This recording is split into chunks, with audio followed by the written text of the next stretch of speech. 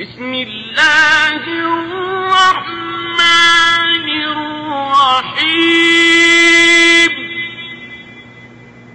ألم نشرح لك صدرك ووضعنا عنك وزرك الذي أنقض ظهرك ورفعنا لك ذكرك فإن مع العسر يسرا إن مع العسر يسرا فإذا فرغت فانصب وإلى ربك فارغب. بسم الله الرحمن الرحيم. الحمد لله رب العالمين والصلاة والسلام على أشرف الأنبياء والمرسلين نبينا محمد وعلى آله وصحبه أجمعين. أما بعد فأعوذ بالله من الشيطان الرجيم. بسم الله الرحمن الرحيم. ألم نشرح لك صدرك ووضعنا عنك وزرك الذي أنقض ظهرك ورفعنا لك ذكرك فإن مع العسر يسرا إن مع العسر يسرا فإذا فرغت فانصب وإلى ربك فارغب. আজকে তাফসীর করা হবে সূরা আলাম নাশরাহ। এই সূরার নাম সূরাতুল ইনশিরাহ বা সূরাতুশ শারাহ বা আলাম নাশরাহ। এর প্রথম কালেমা বা অক্ষর হচ্ছে আলাম নাশরাহ বলে সূরা আলাম নাশরাহ বলা হয়। আর এই নাশরাহ শব্দটি শারাহ থেকে এসেছে। শারাহা মানে উন্মুক্ত করা, খুলে দেওয়া, সেই জন্য সূরাতুশ শারাহ বলে। আর এই খুলে দেওয়াকে আরবি ভাষায় ইনশিরাহ বলে। এই জন্য কোন কোন কপিতে সূরাতুল ইনশিরাহ বলা হয়েছে, সূরাতুল ইনশিরাহ। এর প্রথম কালেমা হচ্ছে আলাম নাশরাহ। এই হচ্ছে সূরা আলাম নাশরাহ। এতে 8টি আয়াত রয়েছে, ছোট্ট ছোট আয়াত, কিন্তু অত্যন্ত অর্থবাহী, অত্যন্ত ব্যাপক অর্থ রয়েছে এই আয়াতগুলির। আর নবী করিম সাল্লাল্লাহু আলাইহি ওয়াসাল্লামের মক্কি জীবনের যেসব সূরা বা আয়াত নাযিল হয়েছে তার লক্ষণ হচ্ছে এটি, যে আয়াতগুলি ছোট এবং তাতে তাওহীদের উপর বেশি বেশি জোর দেওয়া হয়েছে, শিরক সম্পর্কে, ঈমানিয়াত সম্পর্কে, আল্লাহ, রসুল, ফেরেশতা, পরকাল, আখিরাত, হিসাব নিকাশ ইত্যাদি ইত্যাদি। যেহেতু এগুলি মৌলিক বস্তু, যেগুলি প্রাথমিক পর্যায়ে একজন পৌত্তলিক, একজন অমুসলিম তাদের কাছে পৌঁছানো উচিত এবং তাদেরকে সে সম্পর্কে জ্ঞান দেওয়ানো উচিত। আল্লাহ সম্পর্কে, রাসূল সম্পর্কে, পরকাল সম্পর্কে, হিসাব নিকাশ সম্পর্কে, জবাবদেহি সম্পর্কে। এজন্য এগুলি হচ্ছে বিষয়বস্তু প্রায় রেসালাত সম্পর্কে। তার মধ্যে অর্থাৎ আল্লাহ রাব্বুল আলামিনের বিধান বিনা রেসালাতে হাসিল হতে পারে না। কোন কাউকে রসুল না মেনে আল্লাহর বিধান কেউ সরাসরি হাসিল করতে পারে না। আল্লাহ যা পছন্দ করেন, যা অপছন্দ করেন সে সম্পর্কে জ্ঞান হাসিল করার জন্য, আল্লাহ যা আদেশ করেছেন তা জানার জন্য, আল্লাহ যা যেসব কাজ থেকে নিষেধ করেছেন সেসব সম্পর্কে জ্ঞান হাসিল করার জন্য একমাত্র উপায় হচ্ছে রিসালাত, অর্থাৎ রাসূলের মাধ্যমে, নবীর মাধ্যমে জানতে হবে। এবং শেষ নবী মুহাম্মদুর রাসূলুল্লাহ সাল্লাল্লাহু আলাইহি ওয়াসাল্লাম, তিনি সারা বিশ্বের মানুষের জন্য নবী। আরব, অনারব, শ্বেতাঙ্গ, কৃষ্ণাঙ্গ সমস্ত মানুষের জন্য তিনি নবী হয়ে এসেছেন। এমনকি শুধু মানুষ নয়, বরং জিনদেরও তিনি নবী। জিনেরাও নবী করিম সাল্লাল্লাহু আলাইহি ওয়াসাল্লামের প্রতি ঈমান নিয়ে এসেছে এবং তাদেরকে আল্লাহর আদেশ করা হয়েছে যে তোমাদেরকে আল্লাহর ইবাদত করতে হবে, তোমাদেরকেও আল্লাহ ইবাদতের জন্য সৃষ্টি করেছেন এবং ইবাদত সম্পাদিত হবেই মূলত আল্লাহর জন্য ইখলাস এবং একত্ববাদের মাধ্যমে এবং প্রিয় নবী মুহাম্মদ রাসূলুল্লাহ সাল্লাল্লাহু আলাইহি ওয়াসাল্লামকে ফলো করার মাধ্যমে, নবী করিম সাল্লাল্লাহু আলাইহি ওয়াসাল্লামের অনুসরণের মাধ্যমে। প্রত্যেক মানুষকে, প্রত্যেক জিনকে আমাদের প্রিয় নবী মুহাম্মদ রাসূলুল্লাহ সাল্লাল্লাহু আলাইহি ওয়াসাল্লামকে অনুকরণ করতে হবে, না হলে ইবাদত সম্পাদন হবে না। খেয়াল খুশি ইবাদত আল্লাহ কবুল করবেন না। তো এই সূরায় যে বিষয়বস্তুটি এসছে সেটি হচ্ছে রিসালাতের বিষয়বস্তু। নবী করিম সাল্লাল্লাহু আলাইহি ওয়াসাল্লামের ওপর বিশেষ বিশেষ 3টি অনুগ্রহের কথা বলা হয়েছে এই সূরায়। 3টি বিশেষ অনুগ্রহ, বিশেষ দান আল্লাহর নবী করিম সাল্লাল্লাহু আলাইহি ওয়াসাল্লামকে আল্লাহ করেছেন, সেগুলি বর্ণনা করা হয়েছে। তারপরে নবী করিম সাল্লাল্লাহু আলাইহি ওয়াসাল্লামকে তথা সাহাবায়ে কেরামদেরকে, তাদের সাথে সাথে প্রত্যেক মুসলিমকে, প্রত্যেক নিষ্ঠাবান মানুষকে সান্ত্বনা দান করা হয়েছে। বিপদে আপদে কঠিন অবস্থার সম্মুখীন হলে আল্লাহ রাব্বুল আলামিন বিপদ থেকে উদ্ধার করার মালিক। সংকটের মুহূর্ত আসলে আল্লাহ রাব্বুল আলামিন ভালো অবস্থা নিয়ে আসার মালিক। তো এই সম্পর্কে নবী সাল্লাল্লাহু আলাইহি সাল্লামকে, সাহাবায়ে কেরামদেরকে, প্রত্যেক মুমিন মুসলিমকে, আল্লাহর সামনে আত্মসমর্পণকারীকে সান্ত্বনা দেওয়া হয়েছে এবং উৎসাহিত করা হয়েছে শেষখানে সৎ আমলের জন্য, যথাসাধ্য ভালো কাজের জন্য, সৎ কর্মশীল হওয়ার জন্য উৎসাহিত করা হয়েছে। মহান আল্লাহ ইরশাদ করেছেন, আলাম নাশরাহ লাকা সাদরাক। আ হচ্ছে জিজ্ঞাসার অক্ষর আরবিতে। আ মানে কি? আ মানে কি? লাম নাশরাহ, লাম হচ্ছে নাবাচক শব্দ, নেতিবাচক, মানে না। লাম মানে না, কিন্তু এই লাম একা ব্যবহার হতে পারে না, ফেলের সাথে, ক্রিয়ার সাথে ব্যবহার হবে। ফেল অর্থাৎ ভাব, এই ফেলের সাথে ব্যবহার হবে লাম। পক্ষান্তরে লাও হচ্ছে নেগেটিভ, নাবাচক, কিন্তু লা একাই ব্যবহার হতে পারে। নাম লা দিয়ে উত্তর দিতে পারছেন, যাবেন? চললো না, তো লা দিয়ে উত্তর দেওয়া যাবে, কিন্তু লাম দিয়ে উত্তর দেওয়া যাবে না। লাম না, চলবে না। তো লাম ব্যবহার হবে কোন ফেলের সাথে, যেমন লাম নাশরাহ, নাশরাহ ফেল, ফেলের সাথে লাম যুক্ত হয়েছে এইভাবে। তো লা এবং লামে তফাৎ হচ্ছে এই যে লাম আলাদা হয়ে একাই ব্যবহার হবে না এবং একা তার অর্থ প্রকাশ করবে না। সে আসবে, তার অর্থ দেবে, কিন্তু সে ফেলের সাথে সম্পৃক্ত হয়ে আসবে। নাশরাহ সারাহা থেকে, শিন রা হা এর ধাতু মাদ্দা, আরবিতে মাদ্দা বলে। মাদ্দার জন্য আরবিতে একটি গ্রামারিটিক্যাল নিয়ম হচ্ছে যে কমপক্ষে 3 অক্ষর বিশিষ্ট হইতে হবে, 3টি অক্ষর হইতে হবে। আলিফ থেকে ইয়া পর্যন্ত যে অক্ষরগুলি আছে কমপক্ষে 3টি হইতে হবে। দেখেন, আলাম নাশরাহাতে শিন 1, রা হা হচ্ছে মাদ্দা 3টি। সারাহা, সারাহা মানে খুলে দেওয়া, উন্মুক্ত করা। আর নাশরাহ নুন তার উপর লেগে গেলে এটা হচ্ছে ফেল মোজারে, বর্তমান বা ভবিষ্যৎ কাল প্রকাশ করে, এবং এটি হচ্ছে মানে মুতাকাল্লিম বহুবচনের জন্য। মুতাকাল্লিম বহুবচনের জন্য, মুতাকাল্লিম মানে ফার্স্ট পারসন যেটাকে বলে, আমি আর আমরা, এগুলোকে মুতাকাল্লিম, আমি আমরা। তো আমি যদি হয় তাহলে আলিফ হবে আশরাহ, শিন রা হার উপরে আলিফ লাগবে, আশরাহ বা হামজা লাগবে, আসলে হামজা বলে আশরাহ। আশরাহ মানে আমি খুলে দেব বা আমি খুলে দিচ্ছি, আর নাশরাহ মানে আমরা। তো আল্লাহ রাব্বুল আলামিন নিজের ক্ষেত্রে তিনি একক হলে, আল ওয়াহিদুল আহাদ হলে, লা শারীকা লাহু হলেও তিনি বহুবচন ব্যবহার করেছেন, আর এর ব্যাখ্যা অনেকবারই করা হয়েছে, সুতরাং বারবার এর রিপিট করার কোনো প্রয়োজন নেই। তো আল্লাহ রাব্বুল আলামিন নবী করিম সাল্লাল্লাহু আলাইহি ওয়াসাল্লামকে সম্বোধন করে বলছেন, আলাম নাশরাহ, আমি কি উন্মুক্ত করিনি।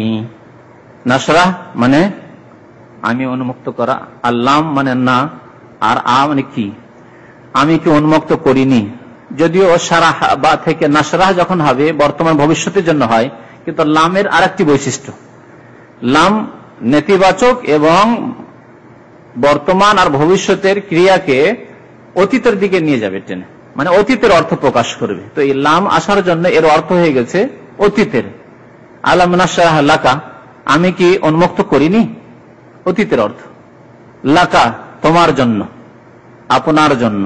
আরবি ভাষায় তোমার আপনার এই তফাৎ নেই, যেমন কিছু কিছু ভাষায় আছে না, আমাদের ভাষা বাংলা ভাষায় আছে আপনি, তুমি, তুই, 3টি পর্যায় আছে, ঠিক না? আরবি ভাষায় আছে কি আপনি তুমি নেই, সব আপনি তুমি, মানে সবার জন্য চলবে। লাকা সবার জন্য, সবার জন্য, বড় হলেও লাকা, ছোট হলেও লাকা, আর আপনার সমবয়স্ক হলেও মানে একই রকমের কালেমা ব্যবহার করা হবে। শ্রদ্ধা অন্তরে আছে, কথায় ভাষাগত কোনো শ্রদ্ধার জন্য আলাদা শব্দ নেই, এই ক্ষেত্রে সম্বোধনের জন্য লাকা। অর্থ করেন তোমার জন্যই করেন, আপনার জন্য করেন। আচ্ছা, অনুবাদ করতে গিয়ে একটি কথা আরো বলি, কিছু কিছু বাংলা অনুবাদে এইরকম অনুবাদ করেছে, হে নবী তোমার কি উন্মুক্ত করিনি তোমার। আবার কেউ কেউ অনুবাদ করেছেন, হে নবী আপনার কি উন্মুক্ত করিনি, আপনার আর তোমার। তো কোনটি ঠিক না দুটি ঠিক বলেন দেখি? কেন দুটি ঠিক? বেয়াদবি হইল না? নবীকে বলছে তুমি, আল্লাহ বলছেন। মাশাআল্লাহ। জি, একটা বিদাতি যদি হইতো, হ্যাঁ নবীর বেয়াদবি হয়ে গেল। যারা বলে যে কাবার চাইতে উত্তম হচ্ছে নবীর কবরের জায়গা, যাদের কিতাবে লেখা আছে তা তো বলবে যে বেয়াদবি হয়ে গেল, নবীকে তুমি বলে দিল। হ্যাঁ, নবীকে সম্বোধন লিখে অনুবাদ করছে যে তুমি, হে নবী তোমার কি বক্ষ উন্মুক্ত করিনি, তো তোমার বলে দিল নবীকে। তো বলছে কে? আল্লাহ। নবী আল্লাহর কে? গোলাম, বান্দা, মাখলুক, তিনি সৃষ্টি। আর আল্লাহ খালেক, সৃষ্টিকর্তা, তিনি মাবুদ। মাবুদ বলছেন বান্দাকে, আবুদকে, গোলামকে। আলাম নাশরা। সুতরাং অনুবাদক অনুবাদ নিজের জন্য করেনি, সেটা আল্লাহ রাব্বুল আলামিনের কথা উল্লেখ করেছেন। হে নবী আমি কি উন্মুক্ত করে দিইনি, আমি কি খুলে দিইনি তোমার জন্য সাদরাকা, তোমার বক্ষকে। সাদরাকা, সাদরুন মানে বক্ষ, বুক। কিন্তু বক্ষ খুলে দেওয়ার অর্থ হচ্ছে বক্ষর ভিতরে যে কাল্ব রয়েছে, হার্ট, হৃদয়, তোমার হৃদয় কি উন্মুক্ত করিনি। যেহেতু বক্ষ আসল নয়, বক্ষ বলে উদ্দেশ্য করা হয়েছে হৃদয়কে, যে কাল্ব হচ্ছে মানুষকে সঠিক পথে ফেরাতে পারে, মানুষকে বিপথে চালিত করতে পারে। এই বডিকে কালবি বিভিন্ন দিকে চালিত করে। কাল্বকে কাল্বের জন্য বলে, এর আগে বলেছি মনে হয় একবার, কাল্ব এর হৃদয়কে কাল্ব কি জন্য বলা হয়? পরিবর্তনশীল। কালাবা মানে পরিবর্তন হওয়া, কালাবা মানে পরিবর্তন হওয়া। এই জন্য ওই কমিউনিস্টদের ইনকিলাব জিন্দাবাদ শুনেছেন না? ইনকিলাব জিন্দাবাদ জানেন না?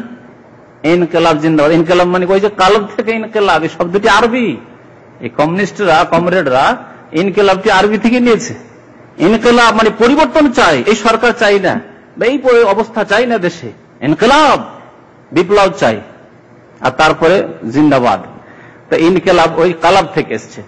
তো কালব মানে হৃদয়কে কালব এই জন্য বলা হয় যে সেটা পরিবর্তনশীল। ইল্লা আন্নাহু ইয়াতাকাল্লাবু, এটা কবিতে আছে। কালবকে কালব এই জন্য বলা হয় যে সেটা পরিবর্তন হতে থাকে। একজনের মন পরিবর্তন হতে থাকে, আবার বিভিন্ন লোকের মন বিভিন্ন রকমের। এক সময় একরকম, আরেক সময় আরেক রকম হইতো। এক সময় আপনার অন্তর অত্যন্ত নম্র, আরেক সময় দেখছে অত্যন্ত পাথরের মতো শক্ত। একবার ছেলে মেয়েদের, স্ত্রীদের ক্ষেত্রে অত্যন্ত নম্র মনে হচ্ছে, ওদের জন্য সবকিছু করে ফেলে দেবেন। আর একবারে নিষ্ঠুর মনে হচ্ছে। কালবের পরিবর্তন। একবার মনে হচ্ছে তোবা করে কেঁদে শেষ করে দিয়েছেন, আল্লাহ কি করলাম জীবনে, একবারে তোবা। আর আরেকবার পাথরের মতো নিষ্ঠুর, নামাজ হয়ে যাচ্ছে, সবকিছু চলে যাচ্ছে, ইবাদত বন্ধ হয়ে যাচ্ছে, রমজান মাস চলে আসলে আপনার কোনো পরিবর্তন নেই। একজন নাস্তিক হঠাৎ করে ধার্মিক হয়ে যাচ্ছে, একেবারে মাশাআল্লাহ আল্লাহ আল্লাহ হয়ে যাচ্ছে। আর একজন ধার্মিক গিয়ে একবারে কাফের মুশরিক হয়ে মারা যাচ্ছে হয়তো। শেষে পরিবর্তন, তার অন্তরে পরিবর্তন এসে। এই জন্য নবী করিম সাল্লাল্লাহু আলাইহি ওয়াসাল্লাম বেশি বেশি এই দোয়া করতেন। এই দোয়া কজন লোকের মুখস্থ আছে দেখবো হাত তুলে। কি দোয়া?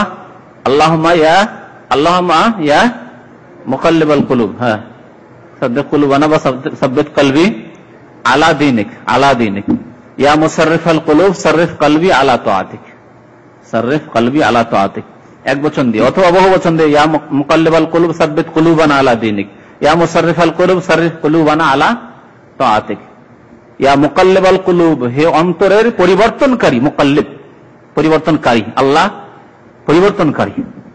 সাব্বিত কুলুবানা আলা দীনিক, আমাদের অন্তরকে, আমাদের হৃদয়কে দ্বীনের উপর প্রতিষ্ঠিত রাখো, কায়েম রাখো। তো নবী করিম সাল্লাল্লাহু আলাইহি ওয়াসাল্লামকে আল্লাহ বলছেন তোমার বক্ষকে বা তোমার হৃদয়কে কি আমি উন্মুক্ত করে দিইনি। এই যে হৃদয় উন্মুক্ত করা, এটি বাহ্যিক না আভ্যন্তরীণ? হ্যাঁ, বাহ্যিক ভাবে। বাহ্যিক ভাবে তো নবী করিম সাল্লাল্লাহু আলাইহি ওয়াসাল্লামের কিভাবে উন্মুক্ত করা হয়েছে, খুলে দেওয়া হয়েছে। যদি বলা যায় যে নবী করিম সাল্লাল্লাহু আলাইহি ওয়াসাল্লামের এই বক্ষ বিতরণ করা হয়েছে বাল্যকালে, যখন হালিমার ঘরে তিনি ছিলেন, সে অর্থ যদি নেওয়া যায়, হতে পারে যে তার বক্ষ বিতরণ করে তারপরে যে মানুষের অন্তরে যে খারাপ জিনিসগুলো থাকে, শয়তান যার মাধ্যমে মানুষকে বিভ্রান্ত করে, সেই জিনিসগুলোকে ধুয়ে সাফ করে দেওয়া হয়েছে। আর একবার নবী করিম সাল্লাল্লাহু আলাইহি সাল্লামের করা হয়েছে মেরাজের রাতে, যেমন সহিহ হাদিসে এসেছে। এই দুইবার করা হয়েছে, শাক্কে সদর যেটা বলা হয়েছে। কিন্তু এই তাফসির করেননি তাফসির কারগণ। তাফসির কারগণ করেছেন আভ্যন্তরীণ, এখানে বক্ষ উন্মুক্ত করা বা হৃদয়কে উন্মুক্ত করা, যেটাকে মানবী বলে, জাহিরি নয়, মানবী, আভ্যন্তরীণ ভাবে। কিভাবে বক্ষ উন্মুক্ত করেছেন আল্লাহ রাব্বুল আলামিন? মানুষের অন্তর উন্মুক্ত হয়ে যাওয়া, মানে যে কোনো জিনিস সাদরে গ্রহণ করে, যে কোনো জিনিস আসলে সাদরে গ্রহণ করে, একে বক্ষ উন্মুক্ত করা বা উদার মন বলা হয়। যেমন আমরা বলি লোকটি একেবারে উদার মনের, উদার ভাবে, উদারতার সাথে তার সে চিন্তা করে, মানে তাকে কোনো কথা বললে তার বিবেক দিয়ে চিন্তা করে, হক না হকের তফাৎ করে এবং তারপরে সে গ্রহণ করে। একে বলা হচ্ছে উদার মনের মানুষ। আর পক্ষান্তরে সংকীর্ণ মনের মানুষ কাকে বলা হয়? লোকটি বড় সংকীর্ণ মনা, কোনো কথা বললে মানতে রাজি না, তার মনের খেলাফ নানা বিষয় আমি বুঝতে চাই না, পড়তে চাই না। এটা বই দেন, বইটা পড়েন, আমি সৌদি আরব থেকে নিয়ে এসেছি, কিতাবুত তাওহীদ, পড়ে দেখেন। না না না, আমার বাড়িতে অনেক বই আছে। সংকীর্ণ মনের। উদার মন, ঠিক আছে, আল্লাহ এবং রাসূলের কথা আছে, অবশ্যই পড়ে দেখবো, কেন পড়বো না? পড়বো, সত্য হলে অবশ্যই গ্রহণ করবো, যে কোনো সময় গ্রহণ করবো। আমার বয়স 60 হলে কি হবে? আমি একজন আলেম হলে কি হবে? এলিমের শেষ নেই, পড়ার শেষ নেই, পড়ে দেখবো অবশ্য, না অন্যায়ের বিচার করবো। উদার মন। নবী করিম সাল্লাল্লাহু আলাইহি সাল্লামকে কি আল্লাহ উদার মন করেছেন? আলাম নাশরাহ লাকা সাদরাক। আল্লাহ রাব্বুল আলামিনের ফয়সালা, আল্লাহ রাব্বুল আলামিনের বিচার, আল্লাহ রাব্বুল আলামিনের বিধান, আল্লাহ রাব্বুল আলামিনের পক্ষ থেকে যা কিছু নির্ধারিত রয়েছে তা সাদরে গ্রহণ করার মতো এমন ক্ষমতা দিয়েছেন, উদার মন দিয়েছিলেন আল্লাহ রাব্বুল আলামিন। নবী করিম সাল্লাল্লাহু আলাইহি ওয়াসাল্লামের উদার মন ছিল আল্লাহ রাব্বুল আলামিনের ফয়সালা, আল্লাহর বিচার, আল্লাহর নির্ধারিত তাকদীর এবং আল্লাহ রাব্বুল আলামিনের নাযিলকৃত বিধানকে সাদরে গ্রহণ করার জন্য উদার মন। যা কিছু আসবে আল্লাহর পক্ষ থেকে, আদেশ নিষেধ এবং তাকদীরের ফয়সালা, দুটোই দিক, পরে আরো বিস্তারিত এই দুটো দিকে আরো স্পষ্ট করছি। সব দিক থেকে আল্লাহ রাব্বুল আলামিনের ফয়সালাকে গ্রহণ করার জন্য আল্লাহ নবী করিম সাল্লাল্লাহু আলাইহি সাল্লামের অন্তরকে উন্মুক্ত করেছিলেন। এই ইহসান, এইটি হচ্ছে প্রথম অনুগ্রহ। তিনটি অনুগ্রহের কথা এই আয়াতগুলিতে বলা হয়েছে। আলাম নাশরাহ লাকা সাদরাক ওয়া ওয়াদানা আনকা বিজরাক, দ্বিতীয় আল্লাযী আনকাযা যাহরাক, আর তৃতীয় হচ্ছে ওয়া রাফা'না লাকা যিকরাক। এই তিনটি অনুগ্রহের কথা নবী করিম সাল্লাল্লাহু আলাইহি সাল্লামের উপর হয়েছে, তা এই সূরাতে বর্ণনা করা হয়েছে। আর এর পরের সূরা যে আসবে, মানে এর আগের সূরা, কিন্তু এর পরে যে আলোচনা হবে সূরাতুল লাইল, তাতে আপনার যে রয়েছে, তাতে রয়েছে আরো তিনটি। ওয়াদ-দুহা ওয়াল-লাইলি ইযা সাজা, সূরাতুদ দুহা, ওতে রয়েছে তিনটি আরো অনুগ্রহ। তো আল্লাহ রাব্বুল আলামিন নবী করিম সাল্লাল্লাহু আলাইহি সাল্লামের অন্তরকে উন্মুক্ত করেছিলেন। এটা তাহলে বাহ্যিক নয় যে নবী করিম সাল্লাল্লাহু আলাইহি সাল্লামের এটা বক্ষ খোলা ছিল, বা তার যে হার্ট আছে বা তার যে হৃদয় আছে সেটা খোলা ছিল, এরকম কিছু না। যে এরকম মানুষের থাকে সেরকমই ছিল। মানুষের বক্ষ যেমন থাকে, মানুষের যেমন আপনার হৃদয় থাকে, সেরকমই ছিল। কিন্তু আল্লাহ রাব্বুল আলামিন তাকে অত্যন্ত উদার মনে করেছিলেন আল্লাহর ফয়সালা এবং আল্লাহর আদেশ নিষেধকে সাদরে গ্রহণ করার যোগ্যতা দিয়ে। তো আল্লাহর পক্ষ থেকে দুই রকমের ফয়সালা হয়েছে, একটি হচ্ছে শরীয়তি আর একটি হচ্ছে সৃষ্টিগত। শরীয়তি আর একটি হচ্ছে সৃষ্টিগত, শরঈ, এবং একটি হচ্ছে কওনি। সৃষ্টিগত ফয়সালা আর আরেকটি হচ্ছে শরীয়তি ফয়সালা। শরীয়তি ফয়সালা মানে শরীয়তের বিধিবিধান, আদেশ নিষেধ। আর আরেকটি হচ্ছে সৃষ্টিগত। সৃষ্টিগত ফয়সালা মানে তকদিরে যা কিছু রয়েছে মানুষের, এটা হচ্ছে সৃষ্টিগত ফয়সালা। আল্লাহ রাব্বুল আলামিনের সৃষ্টিগত ফয়সালা আছে, ভালো মন্দ সব রকমই হোক পৃথিবীতে, হচ্ছে সৃষ্টিগত ফয়সালা। আর শরীয়তের আদেশ, আল্লাহ খারাপ কাজের আদেশ করেননি, খারাপ কাজের আদেশ করেননি, কিন্তু খারাপ জিনিস সৃষ্টি করেছেন, খারাপ জিনিস সৃষ্টি করেছেন, মানুষের ক্ষতি সাধন করে এমন জিনিস পৃথিবীতে সৃষ্টি হয়েছে। সবকিছু তো আল্লাহর সৃষ্টি। আল্লাহ ছাড়া যা কিছু পৃথিবীতে আছে, ব্যক্তি হোক আর কাজকর্ম হোক, সবকিছু আল্লাহর সৃষ্টি। আল্লাহ হিংস্র জন্তু সৃষ্টি করেছেন, বিষাক্ত সাপ সৃষ্টি করেছেন, মানুষ এক শ্রেণীর মানুষ ভালো কাজ করছে, কাজগুলো সৃষ্টি আল্লাহ, কাজকর্ম এগুলো আল্লাহর সৃষ্টি। তো ভালো কাজ ভালো, খারাপ কাজ চোর চুরি করছে, ডাকাতি করছে, জেনা করছে, ব্যভিচার করছে, তো খুন করছে, খারাপ কাজ, এগুলি আল্লাহর সৃষ্টি। তাহলে সৃষ্টির ক্ষেত্রে আল্লাহ রাব্বুল আলামিন দুই রকম জিনিস সৃষ্টি করেছেন, সুখ দুঃখ, দুটো জিনিস আল্লাহ সৃষ্টি করেছেন। কোন সময় সুখ, কোন সময় দুঃখ, একই লোক হয়তো, অথবা কারো সুখ কারো দুঃখ, আল্লাহ রাব্বুল আলামিন সৃষ্টি করেছেন। এগুলো আল্লাহর সৃষ্টি। তার আল্লাহ রাব্বুল আলামিন পৃথিবীতে সৃষ্টির দিক দিয়ে দুই রকম জিনিস সৃষ্টি করেছেন, আর শরীয়তি দিক দিয়ে, দিনের দিক দিয়ে, আদেশ নিষেধের দিক দিয়ে আল্লাহ রাব্বুল আলামিন শুধুমাত্র ভালো কাজের আদেশ করেন, খারাপ কাজ থেকে বিরত থাকতে বলেছেন। আল্লাহ কোনো খারাপ কাজের আদেশ করেননি। এই জন্য আমাদের সমাজে মূর্খ লোকেরা যে বলে থাকে আল্লাহর বিনা হুকুমে একটি গাছের পাতাও নড়ে না, আল্লাহর বিনা হুকুমে একটি গাছেরও পাতা নড়ে না, কথাটি ঠিক না ভুল? ভুল। যদি তাই বলা হয় তাহলে আল্লাহর বিনা হুকুমে গাছের পাতা নড়ে না, তাহলে চোরও আল্লাহর হুকুমে চুরি করে। আল্লাহ চোরকে বলেছে যাও চুরি করো, খুনি খুন করে আল্লাহর হুকুমে, হুকুম মানে আদেশ, আল্লাহ আদেশ করেছে যাও খুন করো, মুখে বলেছেন নাউজুবিল্লাহ। শুনলে বলছেন নাউজুবিল্লাহ, হইতে পারে? আল্লাহ কি খুন করতে বলেছে? না, বলেন। আল্লাহ বলেছে আমাকে ছাড়া ওই দেবী দেবতাকে সেজদা করো? হ্যাঁ। আল্লাহ বলেছেন ঈসা আলাইহিস সালাম আমার পুত্র বানিয়ে দাও, মরিয়মকে আমার স্ত্রী বানিয়ে দাও, বলেছেন? নাউজুবিল্লাহ। আল্লাহ বলেছেন তিন খোদা বানিয়ে দাও?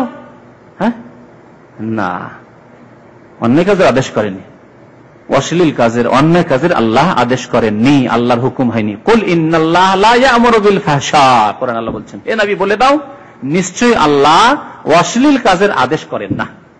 যা কিছু আল্লাহ আদেশ করেছেন তাহলে তা ভালো। কুল ইন্নাল্লাহ লা ইয়া'মুরু বিল ফাহশা, অন্যায় অশ্লীল কাজের আল্লাহ আদেশ করেন না। তাহলে আল্লাহর বিনা হুকুমে গাছের পাতা নড়ে না, এই কথাটি শুধু ভুল নয়, কুফরি কথা। আল্লাহর উপর চরম মিথ্যারোপ করা, আল্লাহকে দোষারোপ করা যে আল্লাহ তুমি চুরি করতে বলেছো, আল্লাহ তুমি খুন করতে বলেছো, আল্লাহ তুমি শিরিক করতে বলেছো, আল্লাহ তুমি জিনা করতে বলেছো, তাই না? যদি বলেন যে আল্লাহর বিনা হুকুমে গাছের পাতা নড়ে না, তাহলে সবকিছু আল্লাহর উপরে দোষ চাপিয়ে দেওয়া হয়েছে, তুমি করতে বলেছো, কুফর। তাহলে এই ক্ষেত্রে সঠিক কথা কি কেউ বলতে পারেন?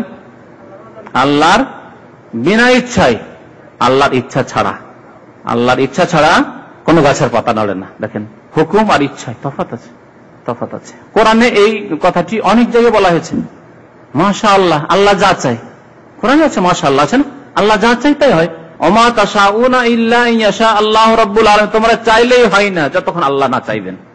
তাহলে আল্লাহর বিনা ইচ্ছায়, আল্লাহর বিনা ইরাদায় কোন কাজই হয় না। আল্লাহ ইচ্ছা করেন যে সব রকম কাজ হোক, তাহলে কিন্তু আদেশ করেননি। আদেশ করলে দোষ দিতেন যে তিনি খারাপ কাজের আদেশ করেছেন।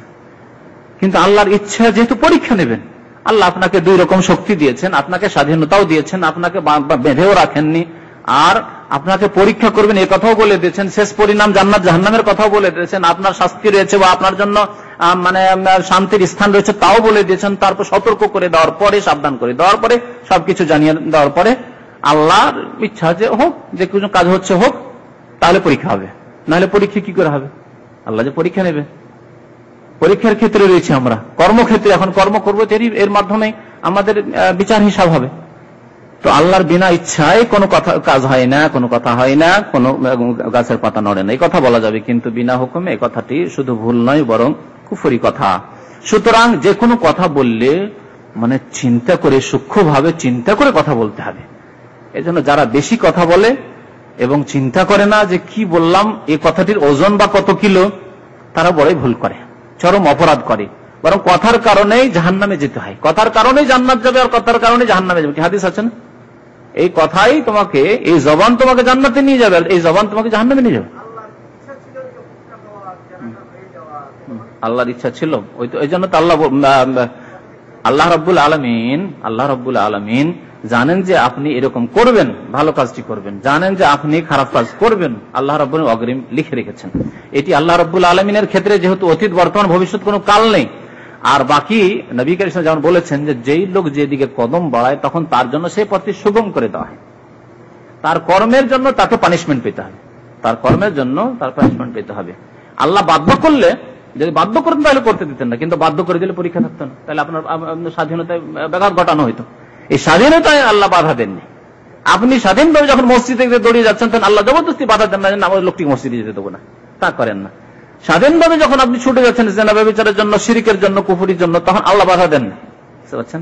তো যেদিকে যে কদম বাড়াবে সেই পথটিকে সহজ করে দেওয়া হবে, নবী করিম সাল্লাল্লাহু আলাইহি ওয়াসাল্লাম একটি হাদিসে বলেছেন, এবং ফাসানু ইয়াসসিরহু লিল ইউসরা, যা আছে সূরাতুল লাইল ওয়াল লাইলি ইযা ইয়াগশা ওয়ান নাহারি ইযা তাজাল্লাতে, ফাসানু ইয়াসসিরহু লিল ইউসরা তাফসিরে এই হাদিসটি আসবে যে ব্যক্তি সৎ পথে চলে আল্লাহ তার পথকে সহজ করে দেয়। ফাসানু ইয়াসসিরহু লিস সাআদা, তাকে ভাগ্যবান হওয়ার জন্য তার পথকে আল্লাহ সহজ করে দেন, সুগম করে দেন। এবং যেই ব্যক্তি খারাপ পথকে বেছে নেই তার জন্য সেই পথকে সহজ, তাকে সেই কাজ ভালো লাগে। আর বাস্তব সত্য, যে লোক তাহাজ্জুদ পড়ে তাকে ঘুম ছেড়ে দিয়ে তাহাজ্জুদ পড়তে ভালো লাগে। বাস্তব সত্য কিনা বলে? যে ব্যক্তি কোরআন তেলাওয়াত করছে বা কোরআন তেলাওয়াত শুনছে তাকে কোরআন তেলাওয়াত শুনতেই ভালো লাগছে সবসময়, পক্ষান্তরে গান শুনতে তাকে খারাপ লাগছে। যে ব্যক্তি গান শুনে, যে ফিল্ম দেখে, তাকে ওয়াজ শুনতে খারাপ লাগবে, তাকে কোরআন শুনতে খারাপ লাগবে, ঠিক কিনা? বাস্তব সত্য। তার জন্য এই পথই সহজ। যে রাস্তায় বসে আছে, গরমে বসে আছে, মসজিদে যেতে খারাপ লাগছে, ওকে মসজিদে মনে হচ্ছে যে ওর পাহাড় মাথার উপর চলে এলো, লোকটি কি এলো রে, আমি নামাজ পড়তে যেতে হবে, বসেছিলাম এখানে, নামাজটা শেষ হয়ে গেলে বাজার করতাম, বলছে না মসজিদে সাল্লাহ বলছো, মনে হচ্ছে ও পাহাড় ভেঙে পড়ে গেল তার মাথার উপরে, কি মুসিবত করে দিল লোকটা এসে, ঠিক না? তার জন্য কত ভারী লাগছে মসজিদ যেতে, অথচ ওখানে বসে থাকতে তাকে আরাম লাগছে। কিন্তু একজন ধার্মিক লোকে আজান হলে ওকে যদি বলেন যে 100 রিয়াল দেবো তোমাকে, এখানে বসো, না মোটেই না। 500 রিয়াল দেবো, না মোটেই না, এক্ষুনি আমি মসজিদে যাবো, আজান হয়ে গেছে। বুঝতে পারছেন? এই হচ্ছে আল্লাহর ইচ্ছার উদ্দেশ্য।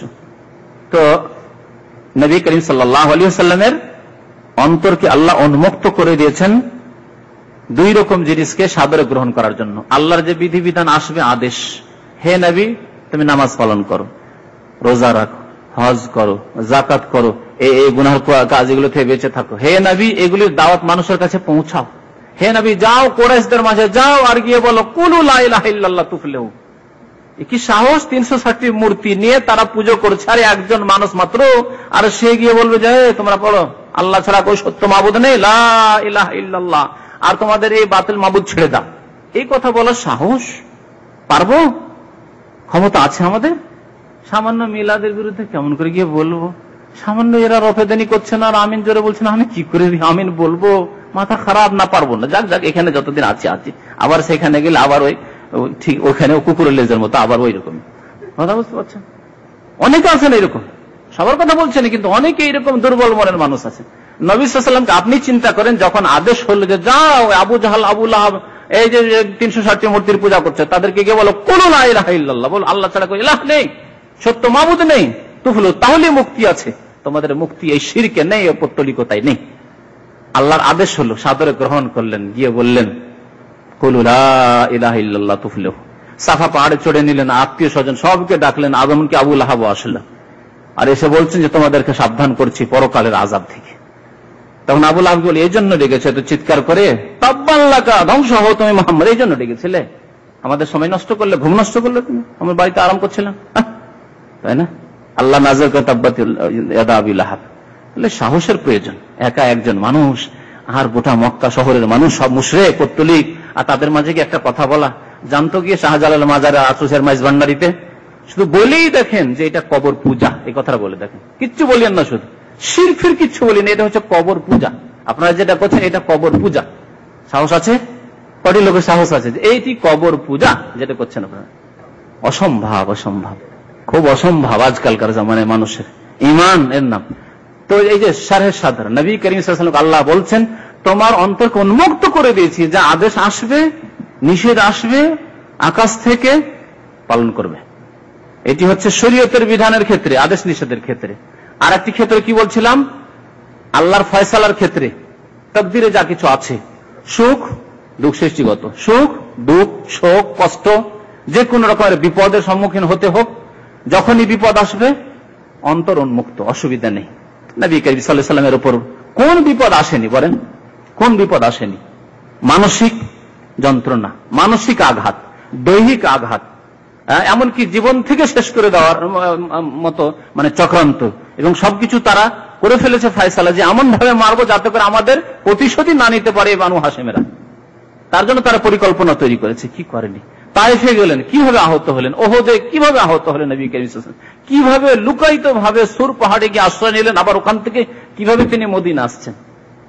এমন কোন বিপদটি মানুষের জীবনে হয় যেই বিপদ নবী করিম সাল্লাল্লাহু আলাইহি ওয়াসাল্লামের জীবনে আসেনি? সবগুলোকে তিনি সাদরে উন্মুক্ত অন্তর নিয়ে, হৃদয় নিয়ে গ্রহণ করেছেন। আলাম নাশরাহ লাকা সাদরাক, এই হচ্ছে তাফসীর এই আয়াতে। আলাম নাশরাহ লাকা সাদরাক, হে নবী তোমার বক্ষকে, তোমার হৃদয়কে কি আমি উন্মুক্ত করে দিনি? ওয়া ওয়াদা'না আনকা উযরাক, ওয়াদা ওয়া এবং, আর ওয়াদা মানে কোন জিনিসকে রেখে দেওয়া। মাথায় ছিল, আপনি মাথা থেকে নামিয়ে রেখে দিলেন। কাঁধে ছিল, কাঁধে থেকে নামিয়ে রেখে দিলেন, এই বলে ওয়াদা। ওয়াদা, ওয়াদার শাব্দিক অর্থ রেখে দেওয়া, ভাব অর্থ হালকা করে দেওয়া, লাঘব করে দেওয়া, সরিয়ে দেওয়া। সবচেয়ে ভালো সরিয়ে দেওয়া করা হোক, যদিও কেউ কেউ লাঘব করে দেওয়ার অর্থ করেছে।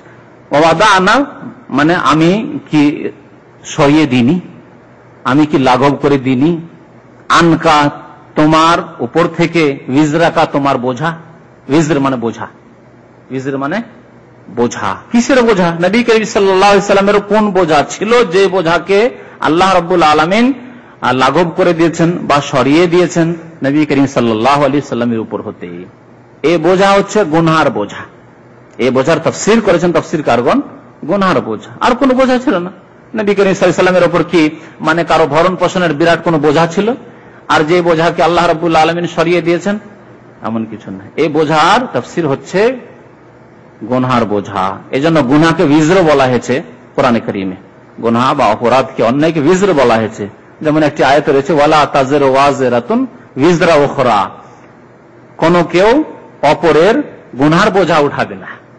একজন অপরের গুনহার বোঝা, পাপের বোঝা উঠাবে না, কোরআনের কথা। তার মানে কারো যদি বাবা অন্যায় কাজ করে, বাবা শিরিক করলো, ছেলে শিরিক করে না, তো বাবাকে কি আল্লাহ ধরবেন? এই তোমার বাবা কেন শিরিক করলো? ধরবেন? বাবা যদি চোর হয় আর ছেলে সাধু ভালো মানুষ, চুরি করে না, আল্লাহকে ধরবেন? তোমার বাবা কেন চুরি করলো? জবাব দাও। ছেলের ক্ষেত্রে এইরকমই যদি হয়, ছেলের ক্ষেত্রে আমি বাবার উদাহরণটা দিলাম এই জন্য যে সাধারণত বাবাকে ছেলে কন্ট্রোলে করতে পারে না, কিন্তু এর উল্টো যদি হয়, হ্যাঁ ছেলে চোর হয়ে গেছে, চুরি করছে, বাবাকে আল্লাহ ধরবেন না? ধরবেন, ধরবেন। ছেলে 25 বছর বয়স, সে চুরি করছে, বাবাকে আল্লাহ ধরবেন? এখন যে বলে ধরবেন, আবার ধরবেন না, কেমন কথা হলো? তাহলে নাবালক অবস্থায় সঠিক তরবিয়ত দিল, যতদিন পর্যন্ত তার আয়ত্তে রাখা সম্ভব। একটা ছেলেকে 15 বছর 18 বছর পর্যন্ত সাধারণত আয়ত্তে রাখা যেতে পারে, যতক্ষণ পর্যন্ত তার হাড় রক্ত মাংস বেশি মজবুত না হয়েছে। দিনী তরবিয়ত দিল, ইসলামিক তরবিয়ত দিল, ইসলামিক পরিবেশে রাখলো, তাকে সঠিক পথে চালাবার চেষ্টা করলো, তাকে নামাজ ধরালো। তারপরে 18 বছর বয়স হলো, অবাধ্য হয়ে গেল, আমি নামাজ পড়বো না, বাবাকে চ্যালেঞ্জ তখন করতে পারছে। 12 বছর 14 বছরের ছেলে হয়তো 15 বছর চ্যালেঞ্জ করতে পারবে না, কিন্তু 18-20 বছর বয়স হয়ে গেলে যাও তুমি নামাজ পড়ো, আমি নামাজ পড়বো না, করার কি আছে? কিছু করতে পারবে? তখন কি আল্লাহ ধরবেন না? ছোট থেকে যদি সে শিখিয়ে থাকে নামাজ, ছোট থেকে যদি সে ভালো চরিত্র শিখিয়ে থাকে, তার চরিত্র গঠন করে থাকে, তাহলে পরে আল্লাহ আর ধরবেন না। কিন্তু ছোটতে শিখায়নি, 10 বছরে 12 বছরে 14 বছরে নামাজের কথা শিখাতে হতো, শেখায়নি। একেবারে যখন 18 বছর 20 বছর হয়ে গেছে, বিবাহ দিতে যাচ্ছে 20 বছর বয়সে, বাবা এতদিন তো নামাজ পড়লাম, এখন বিবাহ দিলাম, নামাজটা পড়ো। সে না পড়বো না, তো আল্লাহ ধরবে না? ধরবে না, ধরবে। তোমার দায়িত্ব পালন করনি যে 10 বছর বয়স থেকে যে নামাজ পড়াইতে হয়তো নামাজ পড়নি, এখন 20 বছরের ছেলেকে বিবাহ হয়েছে, নামাজ পড়তে বলছো, তোমার কথা মানে? বেশি চাপ দিলে শ্বশুর বাড়ি চলে যাবে, থাকবো না তোমার বাড়ি, ঠিক না? হচ্ছে সমাজে এরকম, থাকবো না, কি হবে? শ্বশুর যদি একটু বেশি পয়সাওয়ালা হয় আর যদি একটু ভালো টোপ দিয়ে দেয়, অসুবিধা নাই, তোমাকে একটা ব্যবসা করে দিচ্ছি, থাকো এখানে, তাহলে আর দেখে নেন। হ্যাঁ, তাহলে জবাবদাহি ছেলের ক্ষেত্রে কোন কোন ক্ষেত্রে করতে হবে। আর যখন আপনি নিজের দায়িত্ব কেন করতে হবে? যে দায়িত্ব পালনে আপনার ত্রুটি রয়েছে এই জন্য, কিন্তু দায়িত্ব যদি নিজের পালন করে থাকেন তাহলে আর জবাবদাহি করতে হবে না। তো আজকাল আমাদের দেশে কেউ যদি কোনো অপরাধ করে, তাহলে ওর গোটা বংশের লোককে আসামি করে দেয়। খুন করেছে ছেলে, ওর বাবাও আসামি, এমনকি ওর মাও আসামি, ওর বোনগুলো আসামি, ওর স্ত্রীও আসামি, সব আসামি, আর সবাইকে নিয়ে গিয়ে ওই জেলখানায় ঢুকিয়ে দিল। কেসের আসামি খুন করেছে একজন, আর আসামি হয়েছে 50 জন। খুনের সাথে জড়িত থাকে, ঠিক আছে অবশ্যই, কিন্তু খুনের সাথে জড়িত না। জড়িত কতটুকু? যে ওর স্ত্রী অথবা ওর বোন বা ওর ভাই, ওর বাবা। জায়েজ? জায়েজ নয়। যেমন আল্লাহ ধরবেন না, তেমন কোন সরকার, কোন রাষ্ট্রনেতা, কোন জজেরও জন্য জায়েজ নাই যে ওয়ালা তাজিরু ওয়াজিরাতুন বিজরা উখরা, কেউ কারো বোঝা উঠাবে না, কেউ কারো বোঝা উঠাবে না। ছেলে চুরি করেছে, তাকে নিজে হাত কেটে নাও, আমার কি করার আছে? ছেলে সাবালক হয়েছে, আমার কন্ট্রোলে নাই। আমার বাবা খুন করেছে, যাও আমার বাবাকে নিয়ে যাও, আমাকে কেন ধরবে তুমি? আমাকে কেন কেসে দিবে, আসামি বানাবে? তুমি জায়েজ নয়। এগুলো হলো অনইসলামিক সমাজ, অনইসলামিক বিচার এবং জাহেলি আইন কানুন। ওয়াদানা আনকা বিজরাক, আল্লাহ বলছেন তোমার বোঝাকে কি আমি লাঘব করে দিনি, বা তোমার বোঝাকে কি আমি সরিয়ে দিনি? নবী করিম সাল্লাল্লাহু আলাইহি ওয়াসাল্লামের বোঝাকে আল্লাহ সরিয়ে দিয়েছেন। কেমন বোঝা? সেই বোঝা সম্পর্কে আল্লাহ বলছেন আল্লাযী আনকাযা যাহরাক, যেই বোঝা, আল্লাযী মানে যেই, আনকাযা, আনকাযা মানে ভেঙে দেওয়া, ভেঙে দেওয়া, আনকাযা মানে ভেঙে দেওয়া, আর যাহরা মানে পিঠ, পৃষ্ঠদেশে মাজা, মাজা বা পিঠকে বলে জাহর। জাহারাকা মানে তোমার পিঠ। যেই বোঝা তোমার মাজা ভেঙে দিচ্ছিল, যেই বোঝা যদি থাকতো তাহলে তোমার মাজা ভেঙে দিত, যে বোঝা তোমার পক্ষে বরদাস্ত করা সম্ভব ছিল না, ওঠানো সম্ভব ছিল না, সেই বোঝা কি গুনহার বোঝা। প্রত্যেক মানুষের গুনহা যদি আল্লাহ মাফ না করেন তো গুনহার বোঝা এমন একটি বোঝা যেই বোঝা বরদাস্ত করা অসম্ভব, এবং যেই বোঝার যে পানিশমেন্ট যদি আল্লাহ দেন যথাযোগ্য পানিশমেন্ট, আর মাফ না করেন, আল্লাহর রহমত না হয়, তাহলে কোনো ব্যক্তি জান্নাতে যেতে পারবে না, কোনো ব্যক্তি জান্নাতে যেতে পারবে না। এই জন্য প্রিয় নবী মুহাম্মদ রাসূলুল্লাহ সাল্লাল্লাহু আলাইহি ওয়াসাল্লাম একটি হাদিস ইরশাদ করেছেন যে লা ইয়াদখুলু আহাদুম মিনকুমুল জান্নাতা বিআমালিহি, তোমাদের কোন মানুষই তার আমল দ্বারা, কর্ম দ্বারা জান্নাতে যাওয়ার হকদার হতে পারবে না। নবী সাল্লাল্লাহু আলাইহি ওয়াসাল্লামকে একজন সাহাবী জিজ্ঞেস করেছেন, ওয়ালা আনতা ইয়া রাসূলুল্লাহ, আপনিও, আপনার আমল দিয়েও আপনি জান্নাতে যেতে পারবেন না? নবী করিম সাল্লাল্লাহু আলাইহি ওয়াসাল্লাম বললেন যে ওয়ালা আনা, আমিও, আমিও, ওয়ালা আনা ইল্লা আন ইয়াতাগাম্মাদানি আল্লাহু বিরাহমা, তবে আল্লাহ আমাকে রহমত দিয়ে যদি ঢেকে নেন, আমার উপর যদি রহমত করেন, তাহলে প্রত্যেককে আল্লাহর রহমতের মুখাপেক্ষী, আল্লাহর দয়ার মুখাপেক্ষী। কারণ মানুষ অহরহ ভুল হতে আছে, সে নিজের আত্ম অহংকারে থাকবে যে আমি এত ভালো মানুষ, এত নেকির কাজ করি, আমার নেকি যথেষ্ট। এরকম অনেকে ভালো মানুষরা ঠাট্টার ছলে বা রসিকতার ছলে বলে, আরে যথেষ্ট কাজ করছি, আর কত নফল করব, যথেষ্টই করছি। খবরদার না, চরম অন্যায় কথা এটি। একটি নিয়ামতের হক আদায় করতে পারবেন, একটি নিয়ামত চোখের নিয়ামত, শুধু চোখের নিয়ামতের হক আদায় করতে পারবেন আপনি। এই যে ব্রেন আল্লাহ রাব্বুল আলামিন দিয়েছেন, বিবেক বুদ্ধি দিয়েছেন, আল্লাহ জ্ঞান দিয়েছেন, এর হক আদায় করতে পারবেন? দেখেন তো একটা পাগলকে পায়খানা খাচ্ছে আপনার সামনে, পায়খানা থেকে পায়খানা ওঠাচ্ছে আর খাচ্ছে কুকুরের মতো, শুকুরের মতো, শুধু এই যে বিয়ে নেই, সেই জন্য মস্তিষ্ক হারা মানুষ, বিবেক বুদ্ধি নেই, যার কারণে চোখ নেই, পৃথিবী কালো না সাদা নাকি কিছু দেখছে না সে।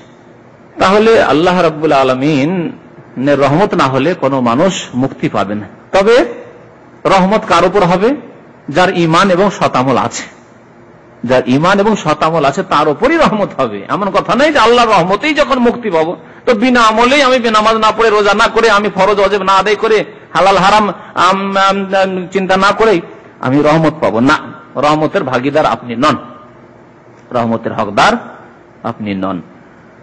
তো মানুষের গুনহার বোঝা এমন এক ভারী বোঝা যে উম্মতকে সতর্ক করার জন্য আল্লাহ রাব্বুল আলামিন মানুষ জাতিকে সতর্ক করার জন্য নবী করিম সাল্লাল্লাহু আলাইহি ওয়াসাল্লামকে সম্বোধন করছেন, হে নবী, তুমি নবী, তুমি রাসূল, তুমি মুহাম্মদ সাল্লাল্লাহু আলাইহি ওয়াসাল্লাম, তোমারও যে গুনহার বোঝা, এ যদি আমি সরিয়ে না দিতাম তাহলে এই গুনহার বোঝা তোমার মাজা ভেঙে দিত, তোমার ওঠানো মুশকিল ছিল, অসম্ভব ছিল। আল্লাহ রাব্বুল আলামিন নবী করিম সাল্লাল্লাহু আলাইহি ওয়াসাল্লামের গুনহার বোঝাকে সরিয়ে দিয়েছেন। কিভাবে সরিয়ে দিয়েছেন? তার আগের পরের গুনাহ খাতা মাফ করে দিয়েছেন। এ কথা ঘোষণা করা হয়েছে কোন আয়াতে বলতে পারেন কেউ? এই বিষয়কে স্পষ্ট করে আল্লাহ রাব্বুল আলামিন বর্ণনা করেছেন নবীকে সম্বোধন করে যে হে নবী, তোমার আগের পরের গুনাহ মাফ। সূরাতুল ফাতহা প্রথম এবং দ্বিতীয় আয়াত, ইন্না ফাতাহনা লাকা ফাতহাম মুবিনা লিয়াগফিরা লাকাল্লাহু মা তাকাদ্দামা মিন যামবিকা ওয়া মা তাআখারা ওয়া ইউতিম্মা নি'মাতাহু আলাইকা ওয়া ইয়াহদিয়াকা সিরাতাম মুস্তাকিমা। হে নবী সাল্লাল্লাহু আলাইহি ওয়াসাল্লাম, নিশ্চয় তোমাকে সুস্পষ্ট বিজয় দান করেছি। ইন্না ফাতাহনা লাকা ফাতহাম মুবিন, সুস্পষ্ট বিজয় দান করেছি, মক্কা বিজয়। বা কেউ কেউ বলেছেন এই বিজয় হচ্ছে দুই জায়গায় বিজয়ের কথা বলা হয়েছে। সূরা যা নাসরুল্লাহ তো বলা হয়েছে আল ফাতহ, ওটা হচ্ছে মক্কা বিজয়, আর এটি হচ্ছে হুদাইবিয়ার সন্ধির কথা বলা হয়েছে। তো ইন্না ফাতাহনা লাকা ফাতহাম মুবিনা লিয়াগফিরা লাকাল্লাহু মা তাকাদ্দামা মিন যামবিকা ওয়া মা তাআখারা, আল্লাহ মাফ করে দিতে চান, মার্জনা করে দিতে চান তোমার আগের গুনাহ এবং পরের গুনাহ, মা তাআখার পরের গুনাহ, এবং তোমার উপর নিয়ামতকে পরিপূর্ণ করতে চান, ইতিম্মা নি'মাতাহু আলাইকা ওয়া ইয়াহদিয়াকা সিরাতাম মুস্তাকিম, এবং সহজ সরল পথের তোমাকে চালাতে চান। তো এই আয়াতে আল্লাহ স্পষ্ট ঘোষণা করেছেন। নবী করিম সাল্লাল্লাহু আলাইহি সাল্লাম যখন দীর্ঘক্ষণ ধরে রাতের তাহাজ্জুদ পড়তেন আর পাগুলি ফুলে যেত, তখন সাহাবী বললেন, কোন এক সাহাবী, যে ইয়া রাসূলুল্লাহ, আপনি কেন এত কষ্ট করেন, এত নিজেকে কষ্ট দিয়ে এইভাবে কষ্ট করে কেন তাহাজ্জুদ পড়েন? পড়লেন 1 ঘন্টা 1.5 ঘন্টা হইল, কিন্তু অর্ধেক রাত পর্যন্ত। সূরা মুজাম্মিলে রয়েছে অর্ধেক রাত, 1/3 অংশ অথবা 2/3 কাছাকাছি। কুমিল লাইলা ইল্লা কালিলা নিসফাহু আও ইনকুস মিনহু কালিলা আও জিদ আলাইহি, 3 রকমের কথা। নিসফাহু অর্ধেক, অথবা ওর চাইতে কিছু কম, অথবা অর্ধেক চাইতে বেশি। মানে অর্ধেক চাইতে বেশি মানে 2/3 অংশ, আর অর্ধেক চাইতে কিছু কম মানে 1/3 অংশ রাতের। তাহলে চিন্তা করেন, নবী করিম সাল্লাল্লাহু আলাইহি ওয়াসাল্লাম এইভাবে দীর্ঘক্ষণ ধরে 4 ঘন্টা 5 ঘন্টা অর্ধরাত্রি পর্যন্ত বা তারও বেশি 2/3 অংশের কাছাকাছি যে তাহাজ্জুদ পড়তেন, পা ফুলে যেত। নবী করিম সাল্লাল্লাহু আলাইহি ওয়াসাল্লামকে সাহাবীরা যখন বললেন, তখন তিনি বললেন যে, হ্যাঁ, সাহাবীরা বললেন, ওয়াকাদ গাফারাল্লাহু লাকা মা তাকাদ্দামা মিন যামবিকা ওয়া মা তাআখার, আপনার আগের পরের গুনাহ মাফ, আর তারপরে আপনি এত কষ্ট করে কেন তাহাজ্জুদ পড়েন, নফল ইবাদত করেন? যথেষ্ট আপনার জন্য ফরাইজ গুলো, ওয়াজিবাত গুলো যথেষ্ট আপনার জন্য। নবী সাল্লাল্লাহু আলাইহি ওয়াসাল্লাম বলেন, আফালা আকুন আবদান শাকুরা, আল্লাহ যখন আমার আগের পরের গুনাহ মাফ করে দিলেন, তখন কি আমি আল্লাহর শুকরগুজার বান্দা হব না? আল্লাহর কৃতজ্ঞতা প্রকাশ করবো না, শুকরিয়া জ্ঞাপন করবো না যে আল্লাহ তোমার লাখ লাখ শুকরিয়া? আর তাহলে শুকরিয়া বোঝা যাচ্ছে শুধু মুখে কথা উচ্চারণ করে নয়, শুকরিয়া এই তাহাজ্জুদের মাধ্যমে। আর শুকরিয়া শুধু ফরজ পড়ে নয়, শুকরিয়া শুধু খেলেন, বিসমিল্লাহ বলে শুরু করলেন আর খাওয়া, আলহামদুলিল্লাহ একেবারে বড় একটা উচ্চ স্বরে ঢেকুর নিলেন, আর ঢেকুরের সাথে বলে আলহামদুলিল্লাহ, এই শুকরিয়া? এই শুকরিয়া তো অনেকেই করে, এই শুকরিয়া নেই। তো নবী করিম সাল্লাল্লাহু আলাইহি ওয়াসাল্লামের বোঝাকে আল্লাহ সরিয়ে দিয়েছেন, মানে আগের পরের গুনাহ আল্লাহ মাফ করে দিয়েছেন। তাহলে আম্বিয়া এবং রাসূলদের পক্ষে ভুল হয়ে যাওয়া সম্ভব। নবী সাল্লাল্লাহু আলাইহি ওয়াসাল্লাম বা আম্বিয়া এবং রাসূলগণ মাসুম। মাসুমের অর্থ কি? মাসুম মানে এই না যে তাদের গুনাহই হবে না বা ভুল হবে না, ছোটখাটো ভুল হয়ে যেতে পারে, তবে চরম ধরনের কোনো ভুল হবে না। এবং যদি কোনো ভুল হয় তো ভুলের উপর তারা বহাল থাকেন না, তাদেরকে সাথে সাথে সতর্ক করে দেওয়া হয়। কোনো ভুল হয়ে গেলেও সাথে সাথে সতর্ক করে দেওয়া হয়। এটা হয়েছে নবী করিম সাল্লাল্লাহু আলাইহি ওয়াসাল্লামের জীবনী যদি ভালো করে পড়েন দেখবেন, অনেক সময় এরকম হয়েছে যে একটা জিনিসের ভুল হয়ে গেল, আল্লাহ সাথে সাথেই কোরআন নাযিল করে দিলেন, ওহী নাযিল হয়ে গেল, সতর্ক করে দেওয়া হলো। আব্দুল্লাহ ইবনে উম্মে মাকতুম, চিন্তা করেন, একজন অন্ধ মানুষ দ্বীন শেখার জন্য সামনে এসে প্রশ্ন করছে বারবার নবী করিম সাল্লাল্লাহু আলাইহি ওয়াসাল্লামকে। ঘটনা জানেন না, জিজ্ঞেস করছে একটা অন্ধ মানুষ। আর বড় বড় নেতারা, ওয়ালিদ, আবু জাহাল, বড় বড় যে নেতা মক্কার, এই নেতাদের সাথে নবী সাল্লাল্লাহু আলাইহি ওয়াসাল্লাম কথা বলছিলেন এবং আশা করছিলেন যে এই নেতারা যদি ইসলামটাকে বুঝে যায় আর এরা যদি ইসলাম গ্রহণ করে, একজন নেতা যদি মুসলমান হয় তার সাথে হাজার হাজার লোক, তার গোত্রের গোটা গোত্র মুসলমান হয়ে যাবে, গোটা বংশ মুসলমান হয়ে যাবে, তাহলে এদেরকে চেষ্টা করি একটু ইসলামের দিকে টানা। এই জন্য আব্দুল্লাহ ইবনে মাকতুমের প্রশ্নের দিকে ভ্রুক্ষেপই করছেন না, তিনি ওদের সাথে কথা বলতে রয়েছেন। আর আব্দুল্লাহ ইবনে উম্মে মাকতুম মুসলমান হয়ে গেছে, তাকে মাসলা জানতে চাইছেন জিনিস, মুসলিম তিনি, আন্তরিকতার সাথে জানার জন্য এসেছেন। আর যাদের জন্য নবী সাল্লাল্লাহু আলাইহি ওয়াসাল্লাম চেষ্টা করছেন, আল্লাহ জানেন যে তারা হিদায়াত হবে না, তারা আগ্রহী নয়। নবী সাল্লাল্লাহু আলাইহি ওয়াসাল্লাম কে যে দায়িত্ব পালন তিনি করছেন, অবশ্যই করতে হবে, কিন্তু উপেক্ষা করে যে এই অন্ধকে আল্লাহকে পছন্দ লাগলো না, আল্লাহ মনে করলেন যে এটি ভুল হলো আমার নবী। কি করলেন আল্লাহ? ওহী পাঠালেন। কোন সূরা? সূরা আবাসা নাযিল হয়ে গেল। সূরা আবাসার তাফসীর পড়ুন, আবাসা ওয়া তাওয়াল্লা আন জাআহুল আমা। আমা মানে অন্ধ এসেছে, অন্ধ এসে উপদেশ নিতে চায়। ওমা ইউদরিকা লাআল্লাহু ইয়াযাক্কারু আও ইয়াখশা, তুমি জানো কি যে অন্ধটি হয়তো উপদেশ নেবে, অন্ধ আল্লাহকে ভয় করে। ওয়া আম্মা মান জাআকা ইয়াসা, দৌড়ে এসেছে জানার জন্য, ওয়া ইয়াখশা ফান্তানু তালাহা, তা থেকে তুমি উপেক্ষা করছো, গাফিল হচ্ছ, তার কথা শুনছো না। আল্লাহ রাব্বুল আলামিন হালকা ভাবে সতর্ক করছেন নবী করিম সাল্লাল্লাহু আলাইহি ওয়াসাল্লামকে, তোমার জন্য এটি সমীচীন নয়, উচিত নয় এই কাজ করছো তুমি, বুঝতে পারছেন না? তো আম্বিয়া এবং রাসূলদের, হযরত আদম আলাইহিস সালামের ভুল হয়েছে না হয়নি? আল্লাহ বলছেন ওয়ালা তাকরাবু হাযিহিশ শাজার, এই যাবে না এই গাছের কাছে, চলে গেলেন, খেয়ে ফেললেন, তিনি ভুলে গেলেন। আল্লাহ বলছেন ভুলে গেছেন, তাই কাজ করেছেন। হ্যাঁ, জান্নাত থেকে বেরিয়ে যেতে হলো, কিন্তু তওবা করলেন, তাহলে ভুলের উপরে বহাল থাকলেন না। আর আপনি তফাৎ হচ্ছে আম্বিয়া এবং রাসূলদের মাঝে আর অন্য মানুষদের, এমনকি সাহাবায়ে কেরাম, এমনকি তাবেঈন, তাবা তাবেঈন, এমনকি আইম্মায়ে কেরাম, উলামা, মুহাদ্দিসিন, আলেম, জাহেল, সাধারণ সবার মাঝে এবং আম্বিয়া এবং রসুলদের মাঝে তফাৎ হচ্ছে যে কোন নবী রসুল ছোট্ট ভুল করলেও তার উপর তাকে বহাল রাখা হয়নি, সাথে সাথে সতর্ক করে দেওয়া হয়েছে। ঠিক, কিন্তু আমাকে আপনাকে আজীবন ধরে যতই ভালো কাজ করি, যতই আল্লাহর নেক বান্দা মনে হচ্ছে দেখে, কিন্তু হতে পারে আজীবন ধরে একটা ভুলের উপরে থেকে। অনেককে আল্লাহর ওলি মনে করে আমাদের দেশে তাদের কবরগুলোকে পাকা করা হয়েছে, হয়তো শিরকের উপরেই মরে গেছে, বিদাতের উপরে মরে গেছে, কমের পক্ষে যে পীরতন্ত্র এই বিদাতের উপরে মরে গেছে, এই তাসাউফের উপরে আজীবন ধরে আল্লাহ সতর্ক করেননি, তাদের জন্য ওহী নাযিল করেন, এই সাবধান, তুমি তো খুব আল্লাহর ওলি, তুমি তো খুব ভালো মানুষ, ইবাদত বন্দেগী তো খুব ভালো, কিন্তু এই ভ্রান্ত পথে যে পীরতন্ত্র তাসাউফ, সাবধান করেননি, সতর্ক, ওই ভুলের উপরেই থেকে গেছে আজীবন ধরে। অন্য মানুষের মাঝে এবং আম্বিয়া এবং রাসূলদের মাঝে যাদেরকে আল্লাহ নির্বাচিত করেছিলেন, সিলেকশন করেছিলেন রিসালাত এবং নবুয়তের জন্য, এই তফাৎ।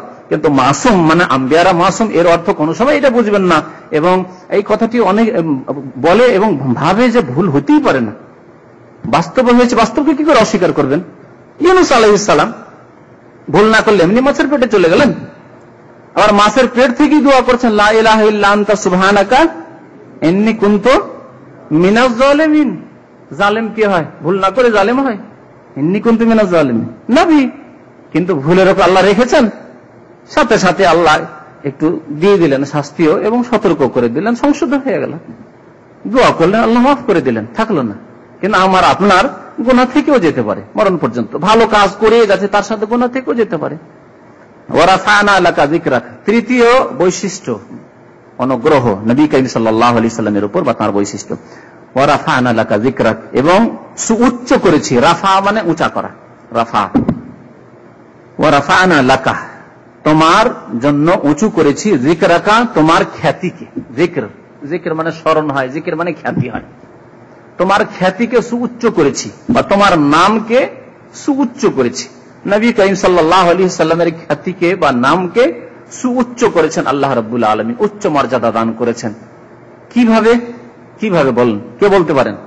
হ্যাঁ, কোন দিক দিয়ে? ওহি, অনেক অনুগ্রহ দিয়ে, ঠিক আছে, ওগুলো তো অনুগ্রহ হলো, নবুয়ত তো আল্লাহর একটা অনুগ্রহ, রিসালাত আল্লাহর অনুগ্রহ, কোরআন নাযিল করলেন আল্লাহ, ওহি আসছে তার কাছে, ইত্যাদি। কিন্তু তার নামকে উঁচু করেছেন, কিয়ামত পর্যন্ত তার নাম মানুষ নিতেই থাকবে। কোন কোন ক্ষেত্রে? হ্যাঁ, দুরূদ পড়ি, দুরূদ পড়ি, ঠিক আছে, নামাজ হবে না দুরূদ ছাড়া। আল্লাহুম্মা সাল্লি আলা মুহাম্মদ ওয়া আলা আলি মুহাম্মদ একটি ক্ষেত্র বললেন। আর একটি ক্ষেত্র আল্লাহর নামের সাথে, আল্লাহর শাহাদাতের সাথে নবীর রিসালাতেরও শাহাদাত, তাশাহুদে আত-তাহিয়াতুত, আশহাদু আল্লা ইলাহা ইল্লাল্লাহ ওয়া আশহাদু আন্না মুহাম্মাদান আবদুহু ওয়া রাসূলুহু, আসসালামু আলাইকা আইয়ুহান নবী ওয়া রাহমাতুল্লাহি ওয়া বারাকাতুহু, ওয়া রাফা'না লাকা যিকরাক। তাহলে দেখেন দুরুদে এবং তাশাহুদে। আরো আজানে, আজানের কথা কি করে ভুলে গেলেন? একজন আরবি কবি সুন্দর কবিতা লিখেছেন নবী করিম সাল্লাল্লাহু আলাইহি সাল্লামের নাত সম্পর্কে, ওয়া শাক্কা লাহু মিন ইসমিহি লিয়ুজিল্লাহু ফাজুল আরশে মাহমুদুন ওয়া হাযা মুহাম্মাদু। তিনি বলছেন যে আল্লাহ রাব্বুল আলামিন নবী করিম সাল্লাল্লাহু আলাইহি সাল্লামকে এত সম্মানিত করেছেন যে যে আরশের অধিপতি যিনি আল্লাহ, তার নাম হচ্ছে মাহমুদ, মানে প্রশংসিত আল্লাহ, ওয়া হাযা মুহাম্মাদু, এবং নবী হচ্ছেন মুহাম্মদ। মুহাম্মদ, পৃথিবীতে নবী করিম সাল্লাল্লাহু আলাইহি সাল্লামের প্রশংসা করছে অনেকে, মুহাম্মদ, আল্লাহ হচ্ছেন মাহমুদ, হামিদ, যা প্রশংসিত, সারা বিশ্বের মানুষ মাখলুক তার প্রশংসা করে। তারপরে আজানের সময় আল্লাহর নামের সাথে নবীরও নাম উচ্চারণ করা হয়। ইয ক্বালাল মুআজ্জিনু আশহাদু, যখন মুয়াজ্জিন বলে আশহাদু আল্লা ইলাহা ইল্লাল্লাহ, আশহাদু আল্লা ইলাহা ইল্লাল্লাহ, তারপরে আশহাদু আন্না মুহাম্মাদান রাসূলুল্লাহ, আশহাদু আন্না মুহাম্মাদান রাসূলুল্লাহ। প্রত্যেক মসজিদে মুয়াজ্জিন 5 ওয়াক্ত নামাজে আল্লাহর সাথে সাথে নবী করিম সাল্লাল্লাহু আলাইহি ওয়াসাল্লামের নাম উচ্চারণ করছে মিনারের উপর থেকে। এই ধ্বনি মানুষের কানে কানে পৌঁছেছে। তো ওয়ারাফা'না লাকা যিকরাকার অন্তর্ভুক্ত এগুলি। আর একটি ক্ষেত্র হচ্ছে, সেটি হচ্ছে ব্যাপক, সেটি হচ্ছে প্রতিটি ইবাদতের ক্ষেত্রে নবী করিম সাল্লাল্লাহু আলাইহি ওয়াসাল্লামের খ্যাতিকে আল্লাহ সুউচ্চ করেছেন। প্রতিটি ইবাদতের ক্ষেত্রে নবী করিম সাল্লাল্লাহু আলাইহি ওয়াসাল্লামকে ফলো না করলে সে ইবাদত গ্রহণযোগ্য নয়। যেহেতু যে কোনো ইবাদত কবুল হওয়ার জন্য মৌলিক দুটি শর্ত, মৌলিক দুইটি শর্ত। প্রথম শর্ত হচ্ছে ইখলাস, মানে নিষ্ঠার সাথে একমাত্র আল্লাহর জন্য সেই কাজ করা। নামাজ পড়বেন আল্লাহর জন্য, দোয়া করবেন আল্লাহর কাছে, নজর মান্নত মানবেন আল্লাহর জন্য, জবাই করবেন আল্লাহর নামে এবং আল্লাহর সন্তুষ্টির জন্য। যে কোনো কাজ করবেন একমাত্র আল্লাহর জন্য, লোক দেখানো নাই, কারো ভয়েও নয়, কাউকে সন্তুষ্ট করার জন্য নয় বা আল্লাহ ছাড়া অন্যের জন্য নয়। ইখলাস, তার এই প্রথম শর্ত। দ্বিতীয় শর্ত হচ্ছে রাসূলুল্লাহ সাল্লাল্লাহু আলাইহি সাল্লামের তরিকা ভিত্তিক কাজ। ইবাদত একমাত্র আল্লাহর হইতে হবে, তরিকা একমাত্র রাসূলুল্লাহ সাল্লাল্লাহু আলাইহি সাল্লামের হইতে হবে। দুইটি শর্ত, এইভাবে সোজা ভাবে বুঝেন, সোজা ভাষায় মনে রাখেন এই দুইটি শর্ত, যে ইবাদত একমাত্র আল্লাহর, যে আল্লাহ আমাদেরকে ইবাদতের জন্য সৃষ্টি করেছেন, আর তরিকা একমাত্র মুহাম্মদুর রাসূলুল্লাহ সাল্লাল্লাহু আলাইহি সাল্লাম। এটি হচ্ছে ইসলাম। রাসূলুল্লাহ সাল্লাল্লাহু আলাইহি সাল্লামের তরিকা ছাড়া অন্য কোন তরিকা দিয়ে যতই ভালো কাজ করা হোক না কেন, সেই সব তরিকা যদি আল্লাহ নাযিল করে থেকে থাকেন, যেমন ঈসা আলাইহিস সালামের তরিকা, মুসা আলাইহিস সালামের তরিকা, ইব্রাহিম আলাইহিস সালামের তরিকা, নূহ আলাইহিস সালামের তরিকা, তাহলে সেই তরিকাগুলিকে আল্লাহ রহিত করে দিয়েছেন, ক্যান্সেল ঘোষণা করে দেওয়া হয়েছে। আর না হলে মানব রচিত তরিকা, মানব রচিত মতবাদ, কমিউনিজম, মার্কসিজম, আপনার মাও সেতুংয়ের ইজম, আর গান্ধীইজম, আর অমুকিজম তমুকিজম, ধর্মের নাম দিয়ে যেগুলো রচনা করেছে, চিশতিয়া, কাদেরিয়া, সাহারওয়ার্দিয়া, মুজাদ্দিদিয়া, অমুক আর তমুক, সবগুলি হচ্ছে বাতিল, ঠিক না? হিন্দুইজম, বৌদ্ধইজম, জৈনইজম, শিখ ইজম, সব বাতিল। ওমাই ইয়াবতাগি গায়রাল ইসলামি দীনান ফালা ইউকবালা মিনহু। ইসলাম ছাড়া অন্য কোন পথ অবলম্বন করলে আল্লাহ সৃষ্টিকর্তা সেই মানুষ থেকে গ্রহণ কোন কালেই করবেন না, ফালা ইউকবালা মিনহু, কখনো আল্লাহ কবুল করবেন না। তাহলে দ্বিতীয় শর্ত হচ্ছে যে মুহাম্মদুর রাসূলুল্লাহ সাল্লাল্লাহু আলাইহি ওয়াসাল্লামের আদর্শকে সর্বদাই সামনে রাখতে হবে। নামাজ পড়বেন, শেখানো নামাজটি কি মুহাম্মদুর রাসূলুল্লাহর তরিকায়? হজ করছেন, উমরায় গেলেন, উমরা কি রাসূলুল্লাহ সাল্লাল্লাহু আলাইহি ওয়াসাল্লামের তরিকায় হলো? রোজা রাখেন, রোজা কি রাসূলুল্লাহ সাল্লাল্লাহু আলাইহি ওয়াসাল্লামের তরিকায় হলো? এই যে 12 রবিউল আউয়ালে কিছু অনুষ্ঠান করলাম, কি রাসূলুল্লাহ সাল্লাল্লাহু আলাইহি ওয়াসাল্লামের তরিকা? যে শাবান মাসের হালুয়া পুরি খাচ্ছি, রাসূলুল্লাহ সাল্লাল্লাহু আলাইহি ওয়াসাল্লামের তরিকায়? এই পীরের মাজারে গিয়ে আমরা যে কিছু পেশ করছি, নজর ও নিয়াজ, বা আমরা এই ওরসের মেলা করছি, রাসূলুল্লাহ সাল্লাল্লাহু আলাইহি ওয়াসাল্লামের তরিকা? ওরসের মেলা কি খোলাফায়ে রাশিদিনরা, সাহাবায়ে কেরাম করেছিলেন? এটি কি নবীর আদর্শ? স্মরণে যদি থাকে যে হ্যাঁ নবীর আদর্শ, এবং জেনে শুনে নবীর আদর্শ জেনে যদি করে ভালো কথা, আর সত্যিকার যদি নবীর আদর্শ হয় তাহলে কবুল হবে।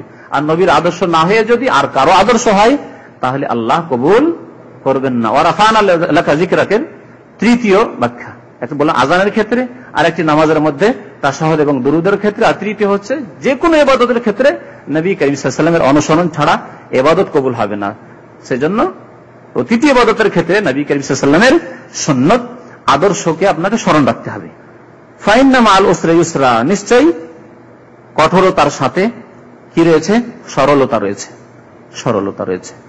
কোন কঠিন পরিস্থিতির সম্মুখীন হলে জানবেন যে আল্লাহ রাব্বুল আলামিন তার পরে পরে সাথে মানে পরে, যদি কোনো বালা মুসিবত আসে, বিপদ আপদ আসে, কষ্ট যদি হয়, যদি আপনার আর্থিক সংকট হয়, যদি আপনার অসুস্থতা হয়, তাহলে আল্লাহ তারপরে পরে আপনার জন্য স্বস্তির মুহূর্ত নিয়ে আসবেন।